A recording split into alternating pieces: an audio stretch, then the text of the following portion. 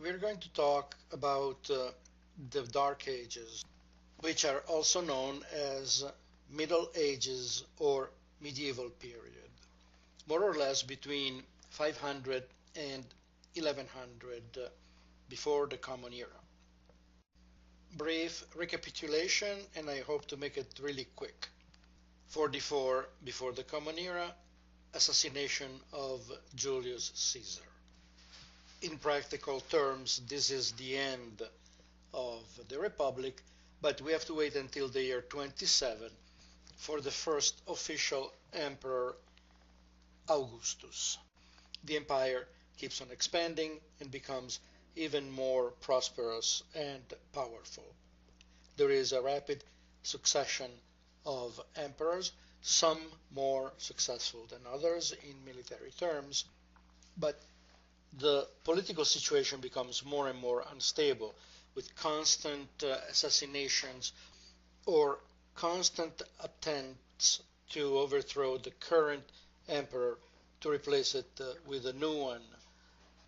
The Roman Empire reaches its maximum extension in the year 117 of the Common Era. So about 200 years after the death of Julius Caesar. After that, it is a process of slow disintegration. It's a disintegration that begins from within the empire itself, and also due to the pressure of the barbarian tribes that arrived from the Far East, from Eurasia. The empire is so vast, so big, so complicated, so expensive that at a certain point the emperor decides to split it into two parts. The western part with capital Rome and the eastern part with capital Byzantium, which was later called Constantinople and that is now called Istanbul. When we talk about the decline and collapse of the Roman Empire, we are talking about the western part, because the Eastern Empire lasted 1,000 years longer. Barbarian tribes are beginning to arrive from the east in large numbers, and they attack the borders at the beginning.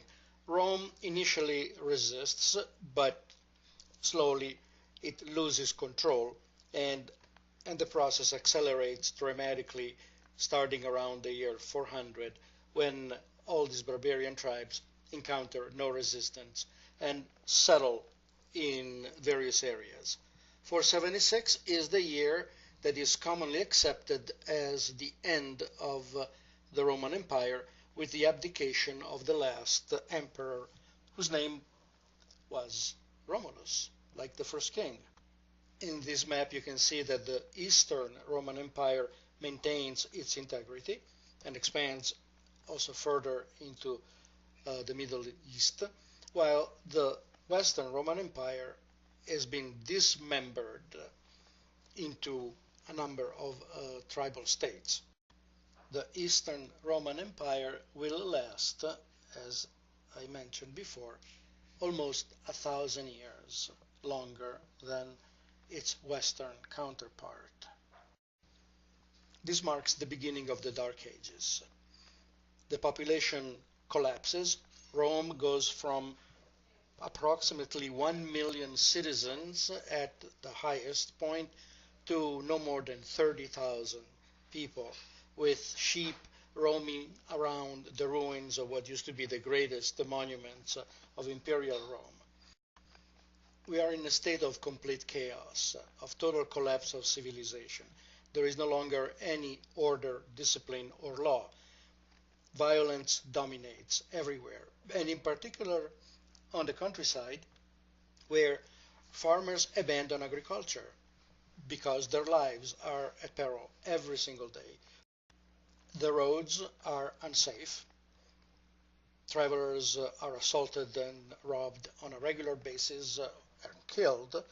There are gangs that roam everywhere, and they survive by stealing, killing, looting, pillaging.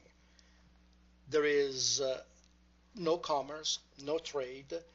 The infrastructures, such as road, bridges, aqueducts, also because of lack of maintenance, collapse.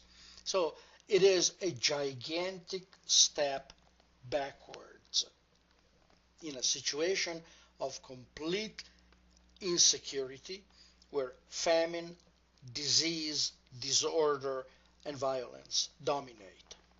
In this environment, some people find a call from God to oppose the violence, and they retreat, they hide from civilization as far as they can go.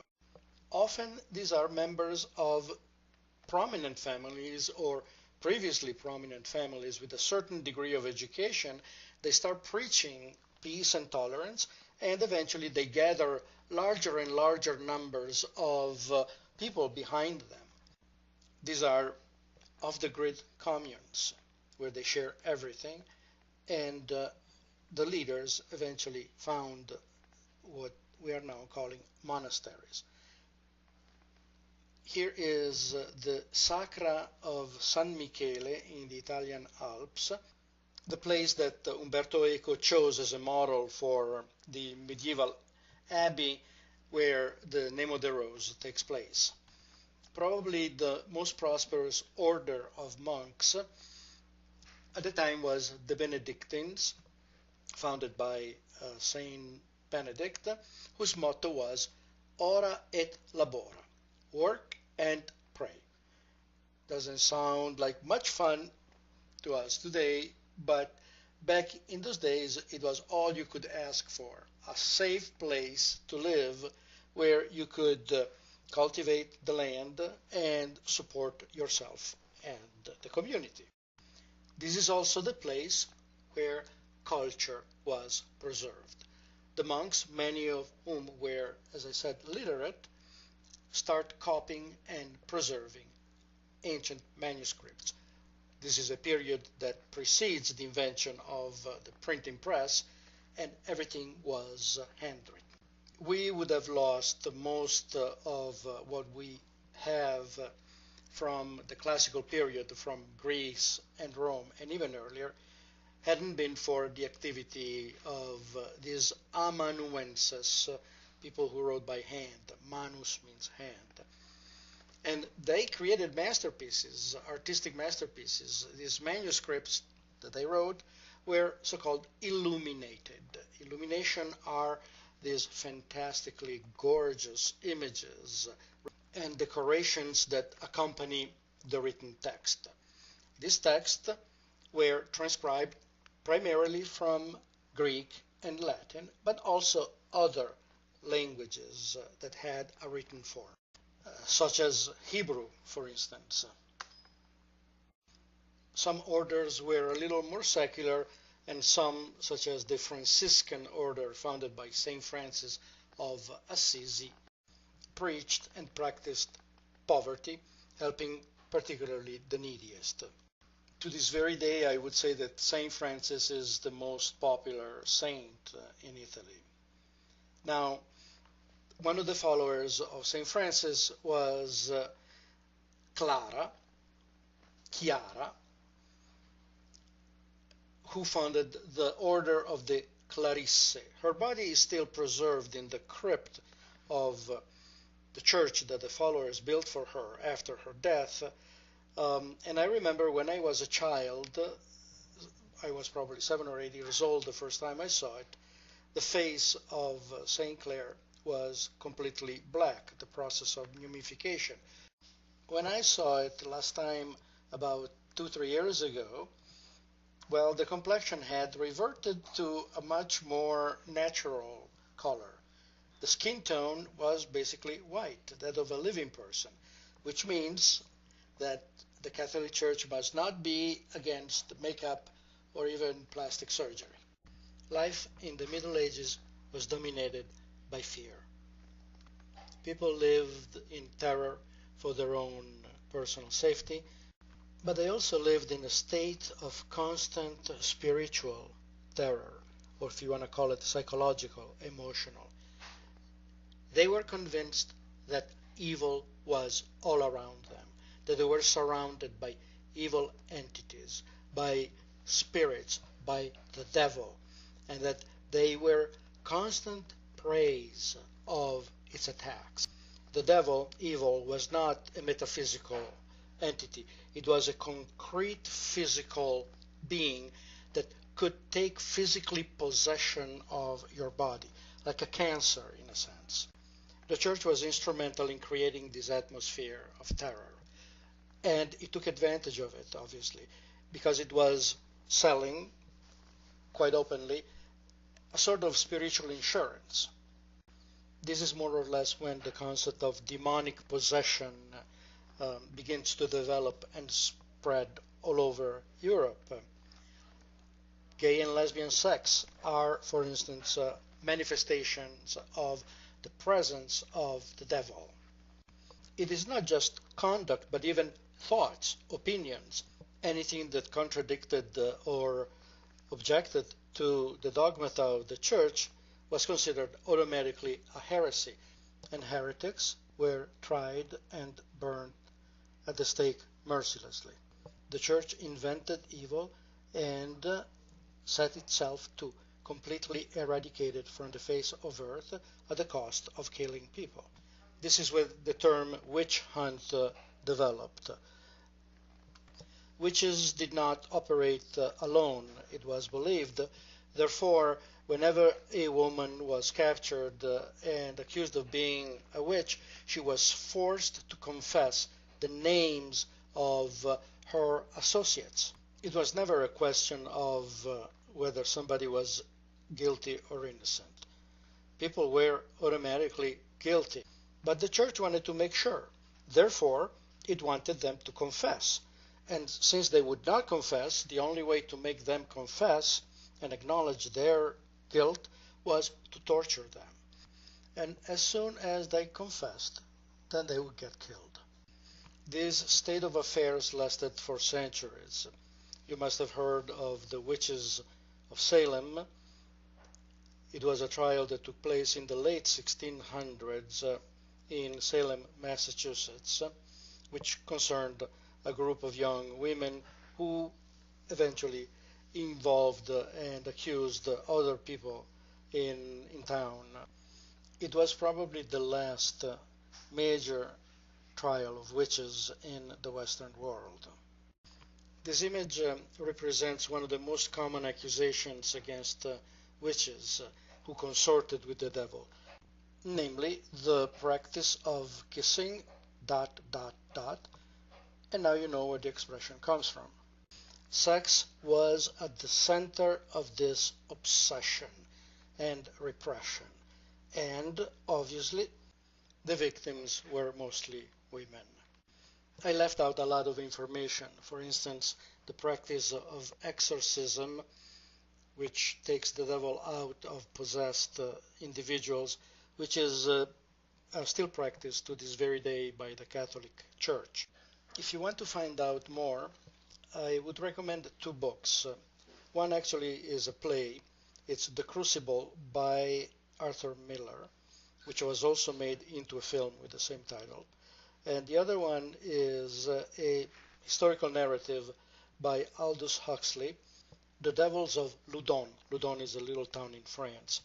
There was also a film made with the title The Devils by Ken Russell. The Name of the Rose talks about this theological dispute between two monks of two different orders, the Franciscan, who is the good guy, and the Dominican, who is the inquisitor. The most important figure in the Dominican order was St. Thomas Aquinas, one of the greatest minds of Western civilization. I'm not judging the content of his thinking, first of all because I'm not qualified, but from an intellectual and speculative point of view, his work was absolutely phenomenal. The Summa Theologica harmonizes the thought of the Greek philosopher Aristotle and the principles of his natural philosophy with the dogmata of Catholic or Christian theology. At the time there was no Protestant movement. The Dominicans called themselves the guardian dogs of orthodoxy, and they're often represented in paintings with black and white dogs. Black and white because those were the colors of the order, the symbolic colors of light and darkness, and they were the colors of their cassocks. The Inquisition, which means finding heretics and get rid of them, was practically entirely in their hands, and they were absolutely merciless in their dedication to the task of eradicating heresy from the face of the earth with all means necessary. Now, in a state of chaos and desolation, such as the initial part of the Middle Ages, the Church was, in the absence of any other institution, was the only presence that glued people together in some kind of common ideals and common purpose that went beyond the pure physical existence or subsistence. One last consideration. The Church played an essential role, the crucial role, in preserving our cultural roots, the roots that go to Rome and go back all the way to Greece. Works of philosophy, poetry, literature would have been lost forever without their presence. So they have this role of being the institution that preserved the past for posterity.